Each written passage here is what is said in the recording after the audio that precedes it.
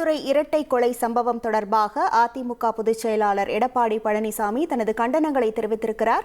மேலும் குற்றவாளிகள் மீது கடுமையான சட்ட நடவடிக்கை எடுக்க வேண்டும் எனவும் வலியுறுத்தியிருக்கிறார். முழு விவரங்களோடு இணைகிறார் செய்தியாளர் ராமச்சந்திரன். வணக்கம் ராமச்சந்திரன். எடப்பாடி பழனிசாமி வெளியிட்டிருக்கக்கூடிய அறிக்கையில் என்னென்ன விஷயங்களை குறிப்பிட்டிருக்கிறார்? முழு விவரங்கள். வணக்கம். மயிலாடுதுறை அருகே சாராய விற்பனையை தட்டி கேட்ட 2 இளைஞர்கள் படுகொலை செய்யப்பட்டுள்ள செய்திகள் மிகுந்த அதிர்ச்சி அளிக்கின்றன என எதிர்க்கட்சி தலைவர் திரு எடப்பாடி பழனிசாமி தனது சமூக வலைதள பக்கத்தில் பதிவிட்டுள்ளார்.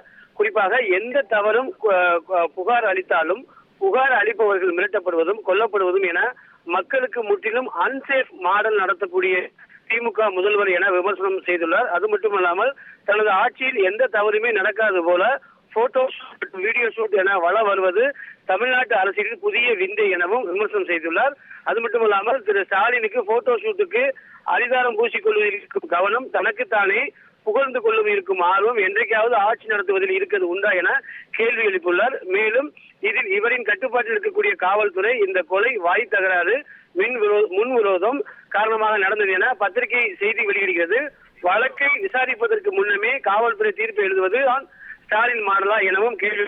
அது மட்டுமல்லாமல் இளைஞர்கள் கொலையின் காரணத்தை தீர விசாரிப்பதுடன் தொடர்பு உள்ளவர்கள் மீது கடுமையான சட்ட நடவடிக்கை எடுக்க வேண்டும் என ஸ்டாலின் மாடல் அரசை வலியுறுத்துவதாகவும் தெரிவித்துள்ளார். விளம்பரங்களில் மட்டுமே இருக்கும் கவனத்தை மக்கள் பணியில் சிறிதாவது செலுத்துமாறும் திரு எடப்பாடி பழனிசாமி அவர்கள் சமூக வலைதள பக்கத்தில் பதிவிட்டுள்ளார். உங்கள் முழு விவரங்களுக்கு நன்றி ராமச்சந்திரன். செய்திகளை உடனுக்குடன் தெரிந்து கொள்ள உடனே சப்ஸ்கிரைப் பண்ணுங்க.